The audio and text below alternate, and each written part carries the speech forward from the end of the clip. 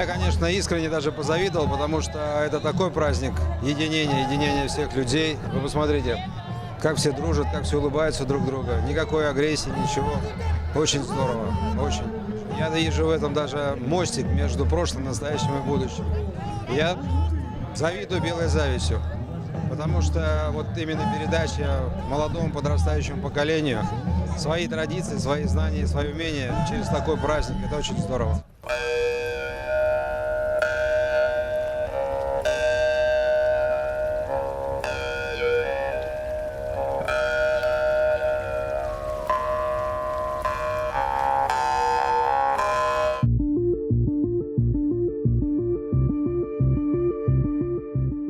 Сегодня у нас особый гость – легендарный космонавт Олег Кононенко. Он провел на орбите 1111 дней. Это больше, чем кто-либо в истории человечества. Герой России, совершивший 5 полетов, сейчас возглавляет Центр подготовки космонавтов имени Гагарина. Космонавт – это вечный студент. И вот даже в транспортном корабле или на станции я провожу меньше времени, чем я провожу за партой. Если ты хочешь стать космонавтом, тот человек, кто хочет стать, кроме там образования, отменного здоровья всего, он должен иметь желание учиться и быть способным, быть обучаемым. Вот это самое главное, быть способным к обучению и иметь желание учиться. Вы же исследования какие-то делаете? Да, исследования, эксперименты. Примерно какие?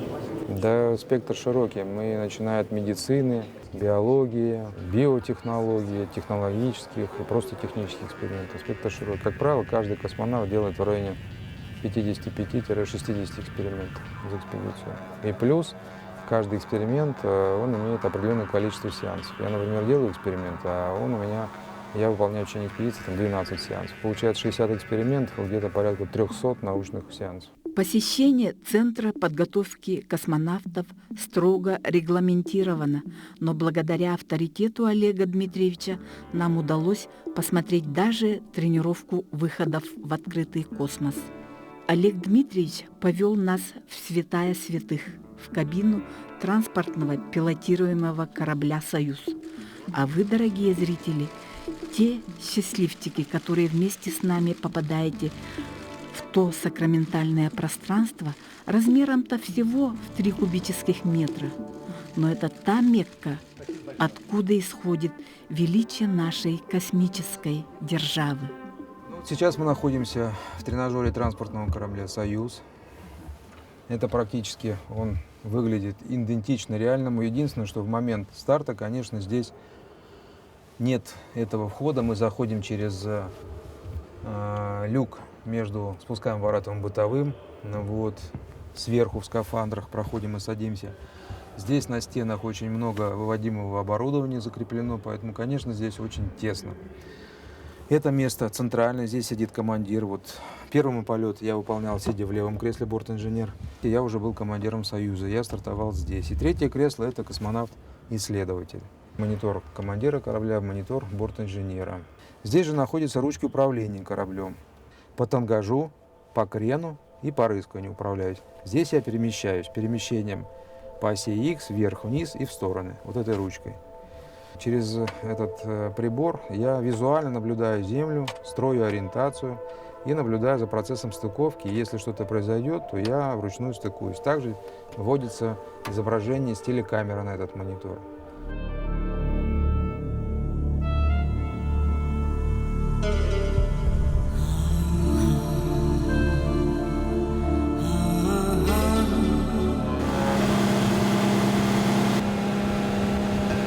Задумываюсь, вот когда если человечество полетит к телам Солнечной системы, к тому же Марсу, когда из иллюминатора уйдет Земля, действительно это очень психологически хорошая разгрузка. Вот у нас в любое свободное время космонавты мы всегда сразу летим к иллюминатору смотреть на Землю. Вот если будем лететь к Марсу, Земля уйдет. Куда смотреть? В черноту? Ну, мне кажется, человек уже без Земли не сможет жить. Как вот жить без этой красоты? Без ветра, без таких деревьев, без речек. Наша матушка Лена, преодолев без малого 2000 километров, впадает в Ледовитый океан. И так получилось, что именно там Кандидат в космонавты Олег Кононенко прошел, по его признанию, первое и самое суровое испытание в космической судьбе. А снять на видео тренировки космонавтов тогда отправили молодого оператора Булунской телестудии Илью Жараева. И сегодня он же, телеоператор-мастер, снимает уже командира отряда космонавтов, героя России Олега Кононенко. Удивительное совпадение.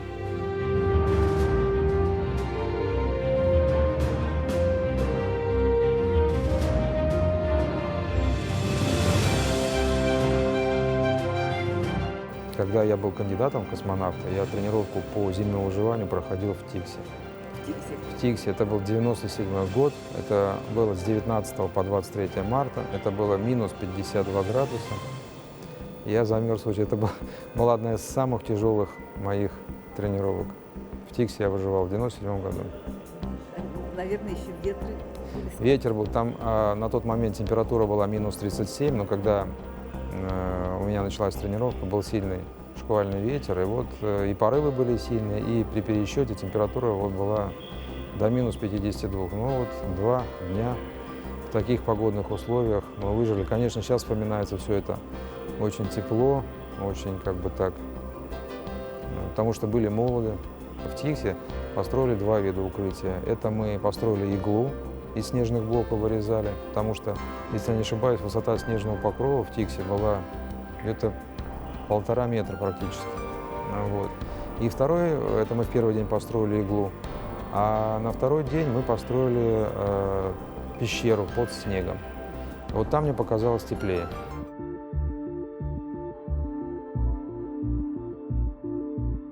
Не знаю даже, над каким местом я пролетаю, но вот по виду облаков я уже могу распознать Тихий океан, либо это Атлантика, либо это Индийский океан. Да? То есть все-таки облака структурируются особым образом. Над каждым океаном свои облака. Свои облака, своя прическа.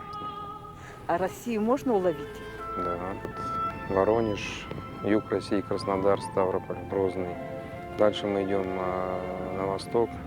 Это больше Казахстана видим Иркутск, Новосибирск, Хабаровск, Комсомольск на море. Ну, практически трасса 51 градус наклонения. Вот чувствуется вот северный полюс, там южный полюс. Максимум, что я вижу, это мыс Горн и Йоханнесбург. Вот, а уже полюса, конечно, я не вижу. Человек чувствует, нет?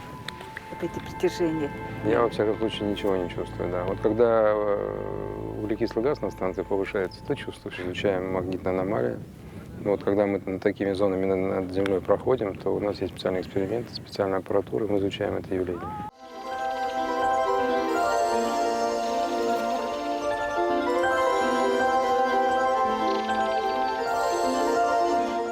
Из 10 тысяч очень сильно мечтавших мальчиков, наверное, один попадает. Дело в том, что я очень хотел, потому что мечтать-то можно, но можно и ничего для этого не делать, поэтому нужно прикладывать усилия. Я занимался спортом, окончил физико-математическую школу, окончил авиационный институт. То есть я делал все, чтобы стать космонавтом. И впоследствии я не разочаровался. Действительно, космонавт – это моя профессия. Мне она очень нравится. Когда на борту все нормально, круглые сутки работают вентиляторы, преобразователи, многочисленные приборы и агрегаты, щелкает реле. Все это создает довольно громкий звуковой фон. Он постоянный спутник на все долгие дни пребывания на орбите.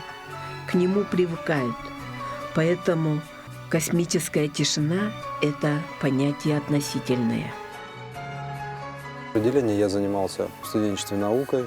На одной из конференций в Московском авиационном институте моя научная работа заняла призовое место. Вот, а председателем секции научной, где я делал доклад, был Дмитрий Ильич Козлов и академик Сагдеев. Они мне вручили диплом. Вот, Дмитрий Ильич меня спросил, не хотел бы я работать в Самаре, у него в конструкторском бюро. Я говорю, почему бы нет. И это где-то было, наверное, в курсе на 3-м. И на 4-м пришло письмо с просьбой распределить меня в Самару. Так я оказался в Самаре. Ну, дело в том, что тогда была такая большая доля закрытости, поэтому я не знал, где находился отряд космонавтов. Вот. Но начал работать в Самаре, достаточно быстро вырос до ведущего конструктора. А потом пошел к Дмитрию Ильичу и поговорил с ним. раскрыл свою мечту. Вот, поначалу он достаточно скептически это воспринял, сказал, что ты хороший инженер, занимайся своим делом. Вот. Но в конечном итоге я его смог убедить, и он мне очень здорово помог по жизни. Это Дмитрий Ильич Козлов, дважды Герой социалистического труда, академик. Он один из замов Сергея Павловича Королева был такой, один из столпов нашей российской советской космонавтики. Ну вот он дожил до моего первого полета. Как переквалифицировались? Это вот тоже очень интересно. Ну, для того, чтобы переквалифицироваться, нужно было мне пройти медицинскую комиссию. Ну вот, я прошел медицинскую комиссию, потом было еще множество комиссий, где проверяли мои документы. А затем в Федеральном космическом агентстве есть специальная комиссия. Вот она, рассмотрев заключение медицинской комиссии, мою биографию, мое образование, принял решение принять меня в кандидатом в космонавты. Я был зачислен кандидатом в космонавты. 2 года проходил общекосмическую подготовку в Центре подготовки космонавтов имени Юрия Алексеевича Гагарина. После чего сдаешь государственный экзамен, и тебе присваивается квалификация космонавт-испытатель.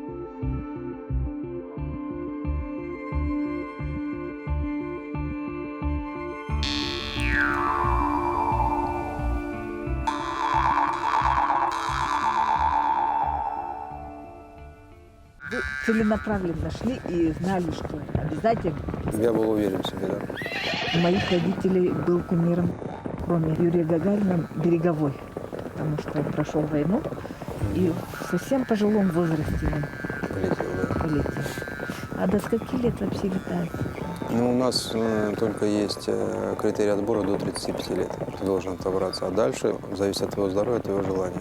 У нас есть космонавт Павел Владимирович Виноградов, он в возрасте 61 года был на орбите. Я для себя ставлю такие рамки, когда я начну проигрывать более молодым сверстникам, то есть делать эту работу хуже, тогда я пойму, что мне нужно будет уйти. Но до того, пока я это делаю лучше, почему я должен уходить?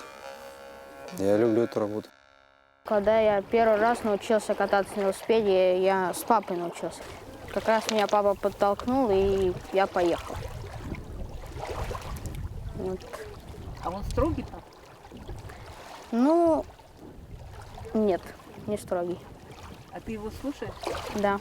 И как он тебя учит? Я у него спрашиваю вопросы, и он мне начинает про эту тему рассказывать прям очень много. Вот, О очень чем тебе интересно. интересно с ним говорить? О космосе. Да? Ну, тебя какие вопросы интересуют? Ну, в основном такие технические. Как работает ракета, как работает «Союз», как работают все ступени ракеты. Вот. Интересно про эксперименты разные спрашивать. Первый полет я помню по маминым рассказам. Папа улетел, меня не взял. Я с папой долго не общался, обиделся. Второй полет мы поехали на Байконур зимой. Папа стартовал. Увидел первый старт ракеты вживую. Вот, очень волновался за папу. Вот, а в третий полет тоже ездил на Байконур, но, по-моему, второй раз было огня, что ли, побольше у ракеты. В этот раз что-то поменьше, по-моему. Ты прямо видел это, Да. как ракета отрывается от земли? Да. Ага. А шум большой, да? Ну, не очень. А вы издалека видите? Да, издалека. Прямо воочию или через какой-то монитор? Ну, прям вживую. А ты бы хотел стать космонавтом? Да, очень хотел бы. Стараюсь учиться хорошо. Ну, пока от меня зависит только учеба. А секции какие-то спортом занимаешься? Я занимаюсь бальными танцами и дополнительным английским. Твоя самая-самая заветная мечта? Полететь в космос. Настал тот день, когда мы, дети солнца, от чистых лучей солнца возьмем огонь для священного обряда Алгыс.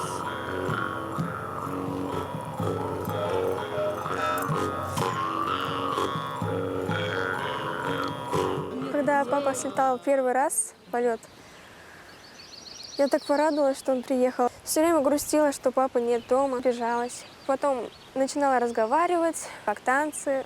Папа спрашивал, у нас еще английский дополнительный есть, он интересуется английским. учебой. Очень горжусь, что он в космосе. Ему ордена дают, прям награждают. Кто же твой герой? Да, первый. Твоя самая заветная мечта? Пока еще не знаю, может быть, инженером буду, как мама сначала, потом уже подумаю.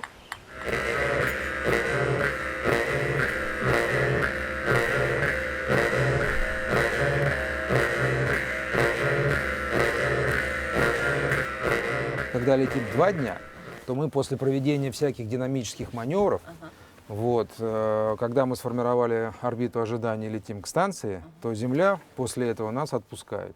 То есть мы отвязываемся, выравниваем давление, снимаем стопор и открываем люк между спускаемым аппаратом и бытовым отсеком. Открываем вот такой люк. И, конечно, очень тяжело сделать скафандры. Вот так вот постепенно мы туда улетаем. Сейчас там крышка закрыта. И там у нас и туалет, и средства питания. Там же мы снимаем скафандры. Но там у нас спальные мешки. 2 человека спят здесь. Я спал в спускаемом аппарате. Дальше мы уже на второй день уже подлетаем к станции, одеваем скафандры, закрываем люк из самого. Закрыли, включили стопор и закрыли этот. Привязываемся и летим и стыкуемся к станции.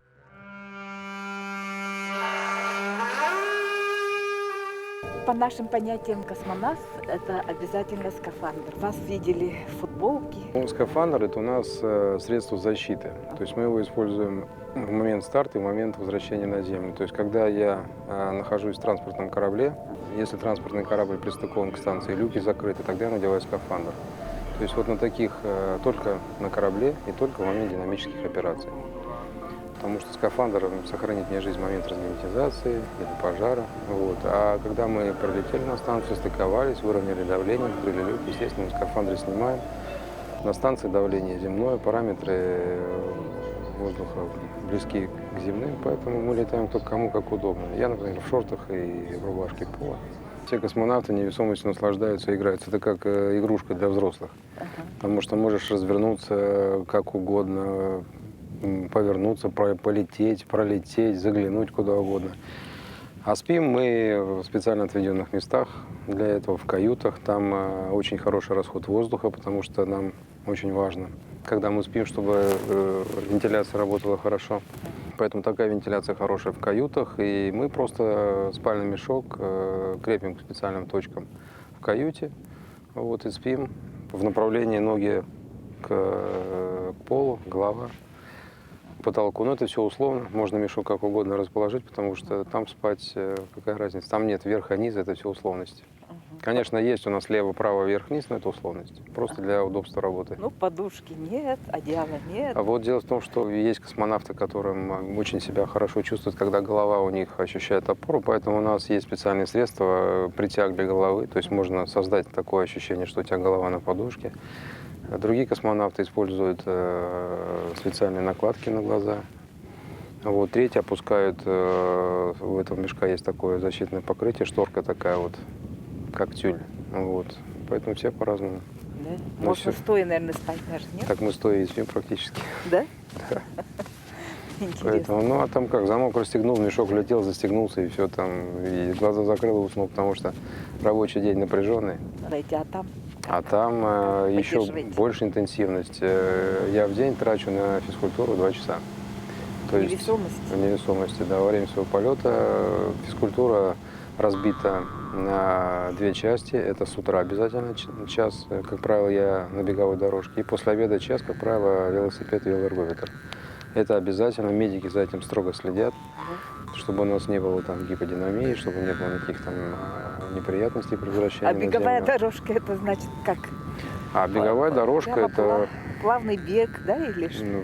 Дело в том, что, например, мы бегаем используя холостой ход режим. То есть беговая дорожка, она через специальные виброзащитные устройства прикреплена к корпусу, чтобы когда мы бегали, наши удары от ног не передавались на корпус. Вот. А дальше мы разгоняем беговую дорожку от 7 до 9 км в час. Это на Земле достаточно сложно сделать, а мы это делаем в космосе. Для того, чтобы бегать на этой дорожке, у нас есть специальная система притяга. То есть мы надеваем сбрую и пристегиваемся к беговой дорожке. И не просто пристегиваемся, а создаем нагрузку на наш скелет, наш опорно-двигательный аппарат. И вот, например, медики уже к концу экспедиции дают нам рекомендации создавать нагрузку в 60% своего тела. То есть это практически ты бежишь с нагрузкой в 55 килограмм.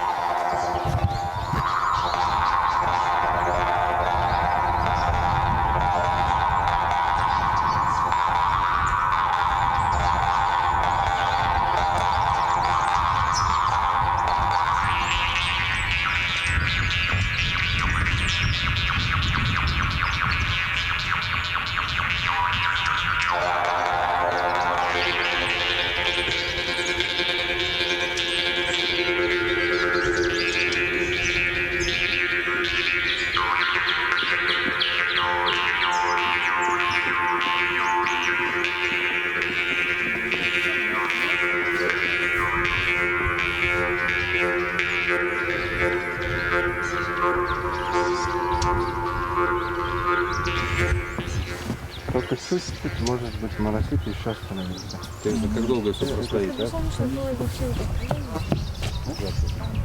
Ты же видишь столбы, вот даже не раз. Сколько лет простоит? Ветер, вода, да?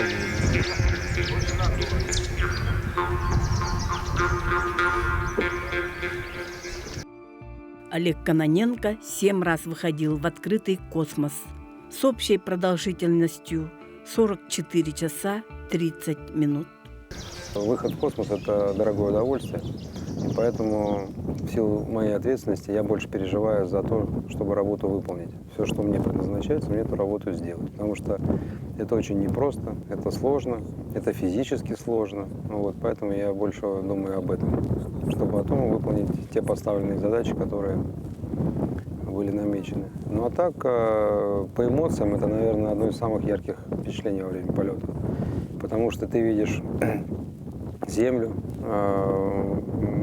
твой вид не ограничивается полем зрения иллюминатора, поэтому ты можешь всю Землю в целом охватить. Потом я очень люблю, знаете, немножко вот себя так вот поднапрячь в том плане, что когда мы устаем, врачи же оценивают нашу кардиограмму и дают нам 5-10 минут для того, чтобы пульс пришел в норму. Я всегда проверяю свои карабины, что я надежно пристыкован к станции. А дальше я отталкиваюсь и разворачиваюсь в противоположную сторону. И я взглядом не вижу ни Землю, ни элементов конструкции станции. И создается полное ощущение, что я оторван, лечу вглубь этого черной бездны, черного космоса. Такой холодок по спине. Я начинаю разворачиваться, смотреть, действительно я или пристыкован, но чувство такое, конечно. Я все время это делаю вновь и вновь во время перерыва. Это прям как на наркотик. Почему? Не знаю. Вот ощущение вот такого полета сквозь звезды, ну как-то так. Но мне это очень нравится ощущение.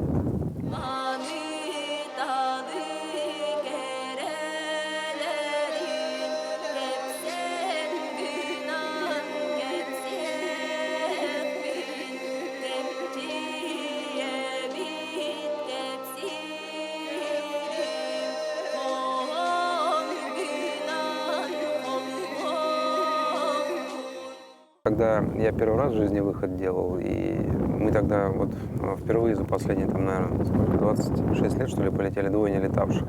Ну, обычно экипаж формируется летавший, не летавший. А вот мы с Волковым в 2008 полетели, он не летал, я не летал. И у нас тогда были проблемы с нашим кораблем «Союзом», мы впервые за всю историю «Союза» вышли. Первый наш в жизни выход был в открытый космос, и нужно было ремонтировать «Союз». Специалисты на Земле очень переживали, как мы себя поведем. И поэтому они так циклограмму сделали, чтобы мы выходили ночью, чтобы мы не видели Землю и не ощущали этой высоты, потому что все не знали, как мы себя поведем. Вот. Но так как там в силу разных причин циклограмма поплыла с самого начала, и мы уже выходили на свету.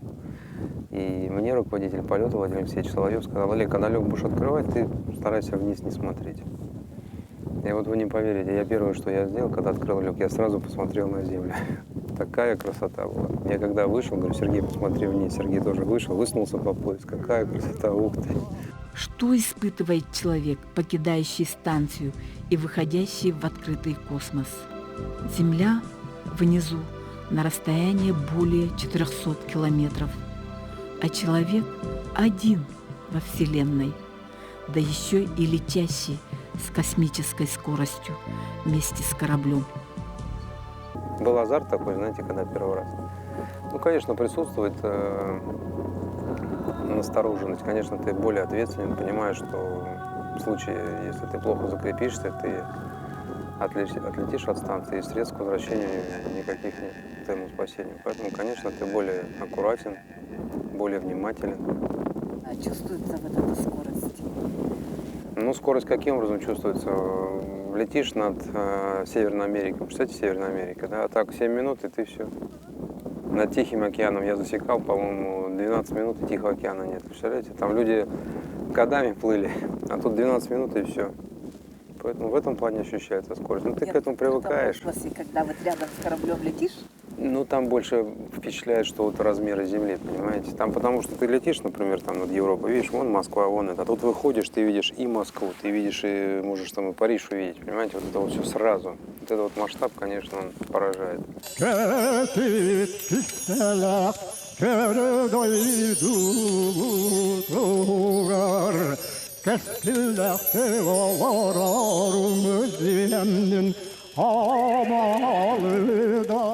Договорились по лондонскому времени, поэтому я встаю в 6 утра, и у меня отбой в 9:30. Несмотря на то, что у меня в течение дня за иллюминатором меняется светодень 16 раз, ну, как-то к этому привыкаешь, и уже приходит там 11-12, уже просто спать хочешь. По Гринвичу, значит? Да, по Гринвичу живешь.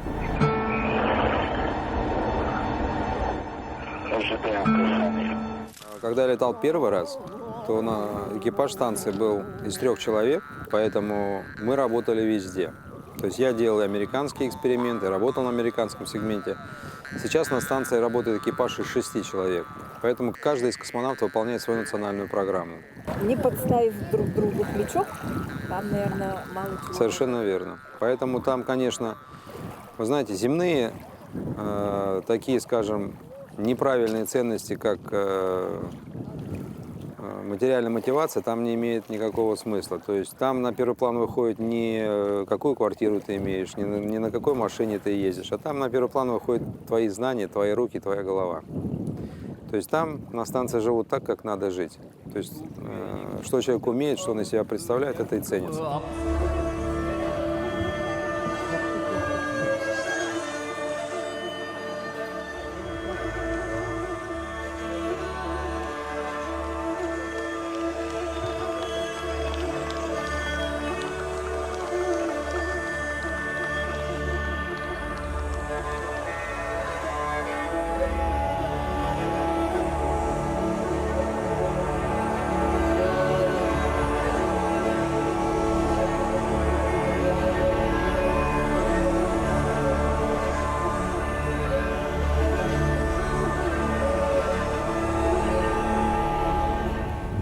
На первый взгляд отличие от шаттла? Ну, я на шаттле готовился полететь первую экспедицию, но, к сожалению, в 2003 году Колумбия при возвращении на Землю погибла, поэтому полеты были приостановлены, и в результате я все время летал на Союзе. Но много и часто, конечно, мы разговаривали с американскими астронавтами. А при выводе на орбиту используются твердотопливные ускорители, поэтому вибрация там достаточно большая, когда действительно астронавты сидят, и они как и по плохой дороге. И вибрация головы и всего остального. Поэтому сами американцы говорят, что стартовать достаточно некомфортно, хотя перегрузки не очень большие, но они резко возрастают. На «Союзе» американцы говорят, стартуешь, как будто ты едешь на «Мерседесе». Очень плавно, очень спокойно. Действительно, во время старта перегрузки растут плавно, не критично. Все это очень аккуратно, я бы сказал так, медленно. Хорошо. Но при спуске, например, перегрузка на «Союзе» больше. Потому что шаттл – это практически самолет, аэродинамическое качество у него хорошее, и при возвращении на Землю у них больше 1,5 G перегрузки не бывает. У нас перегрузка до 4 G, но она тоже не критичная. Такую перегрузку все астронавты, спокойные космонавты переносят. Вот. И причем наш аппарат «Союз» так хитроумно сделан, что когда мы летим в атмосфере уже, то у нас есть возможность управлять спусковым аппаратом по крену, тем самым мы создаем тоже подъемную силу. И поэтому, несмотря на то, что у нас нет крыльев, мы достаточно точно приходим в ту точку, где нас ждут. Кроме всех умений многих земных профессий, космонавт еще и должен быть хорошим человеком, настоящим другом. Психологическая совместимость в долгом полете, когда жизненное пространство ограничено до нескольких квадратных метров, где обитает и работает 3, а то и больше человек, играет важную роль. От этого в огромной степени зависит успех экспедиции. В невесомость входить гораздо проще.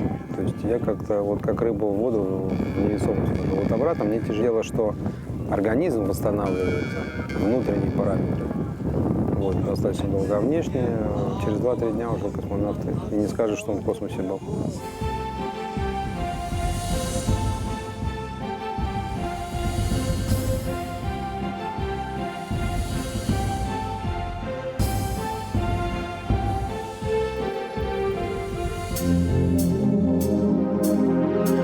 Видели ноутбук? Ну, сейчас вы Да. пишете так. Советские космонавты как писали? Конечно, чтобы там писать ручкой в любом положении, ручка специально, там просто запаянный стержень, и внутри него постоянное давление. Поэтому ручка такая есть, и можно писать в невесомости без проблем.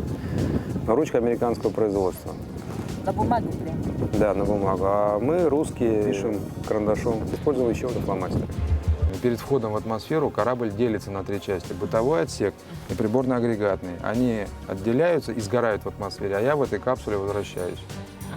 И вот это вот парашютные контейнеры. 2 парашюта, основной, запасной. А находимся мы всегда в ложементах. Ложементы сделаны по нам. Вот этот ложемент делает звезда. Вот. Всегда ложемент делается под конкретного человека, чтобы легче переносить перегрузки, не было никаких травм при посадке.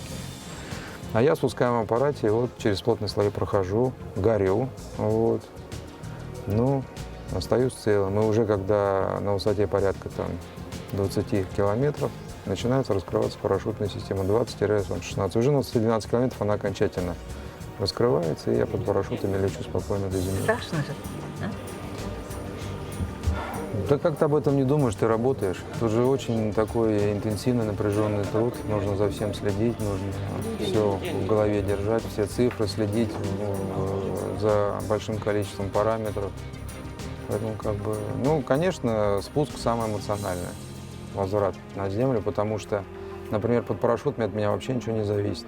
Я парашютную систему не ввожу, у меня нет никаких команд, ничего. Она может либо выйти, либо не выйти.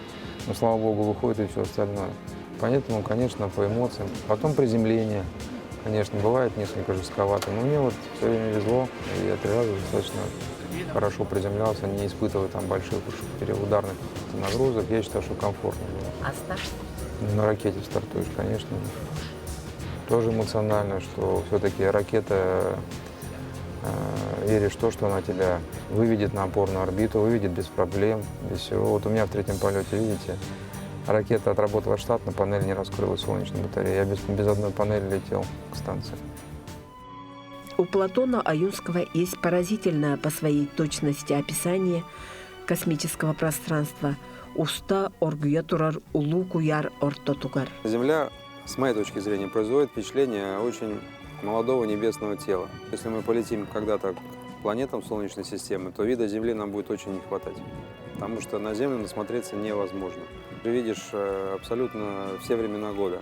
Если в Европе лето, то в Австралии зима. Пролетая в течение дня над Землей, где такое еще увидишь? Там достаточно шумно, около 60 дБ. Когда меня достают из спускаемого аппарата, на меня, конечно, производит впечатление не чистый воздух, не огромные там просторы, потому что из маленького аппарата достали, а вот именно наваливается приятная тишина. Как здесь. Вопрос из детства про бесконечность. Ну, Вселенная, она должна заканчиваться? Я вот так вот все время у папы спрашиваю.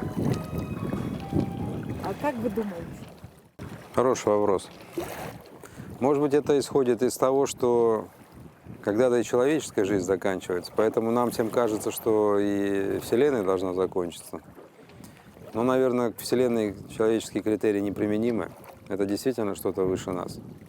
Поэтому, я думаю, она не заканчивается.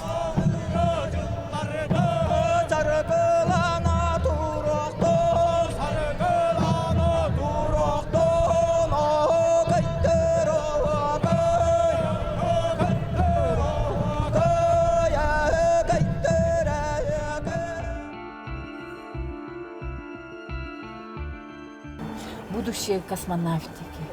Я думаю, это делается все ради чего? Ради того, чтобы в конечном итоге, наверное, стать поистине космической цивилизацией. То есть рано или поздно, наверное, мы полетим к другим планетам.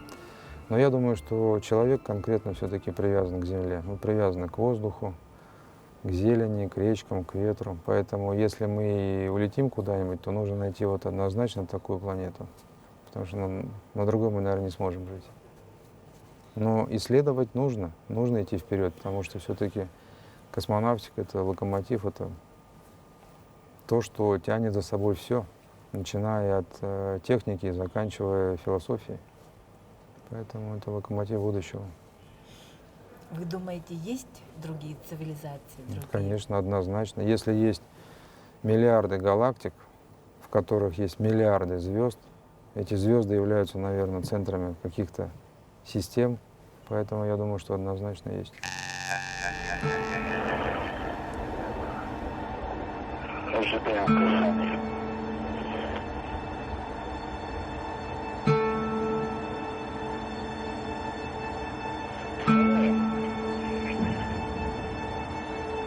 Время ставки на 5:28:30. Есть станция Гидромбара.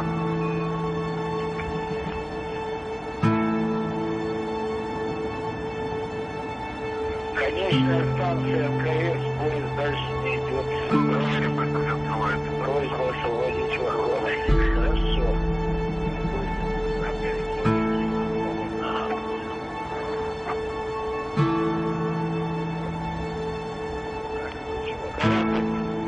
Корабль по Москве.